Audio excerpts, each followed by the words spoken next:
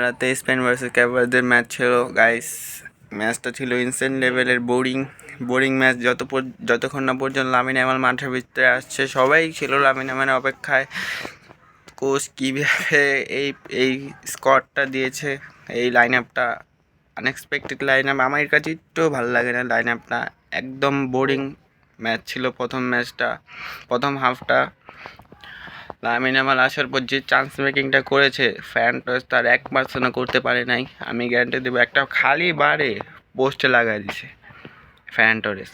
আর Virginia গোলকিপারটা যে ক্যাভারদের 7টা save দিয়েছে, 40 বছর বয়সে 7টা সেভ, ভাবা যায়। এটাই ছিল। তারা যে বক্স টু বক্স ডিফেন্স করেছে, এই ডিফেন্সটা ছিল। পেদ্রির যে 2টা বল, একটা ফ্যান টসে ঢুকেছিল, একটা লামিন ইয়ামালে, ওই 2টা বল যদি ছাড়তো ক্যাভারদের, তাহলে একটা গোল হওয়ার সম্ভাবনা থাকতো, কিন্তু ওগুলোই বন্ধ করে দিয়েছে। তো আর কি আছে, আজকে ফ্রান্স ভার্সেস সেনেগালের ম্যাচ, এই ম্যাচটা করা হবে। তো এটা আমার নতুন চ্যানেল, ফুটবল রিলেটেড যত কিছু আসবে এই চ্যানেলের ভিতরে আসবে, নতুন চ্যানেল। সবাই ভিডিওটাকে লাইক করে দিও এবং চ্যানেলকে সাবস্ক্রাইব করে দিও। আর কি, আর ইউএসের এটা ম্যানেজমেন্টটা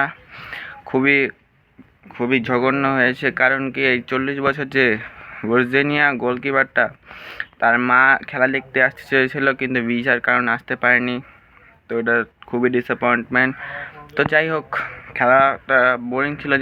পরের ম্যাচগুলো একটু টাফ হবে, কারণ উরুগুয়ে আর সৌদি আরব, তারাও 1-1 গোলে ড্র করেছে। তো সবার পয়েন্ট সেম, তো ড্র হবে স্পেনের জন্য। তবে নিকো উইলিয়ামস আর লামিন ইয়ামাল তো পরের ম্যাচে থাকছে, তো ভালো কিছু হবে। Bye bye.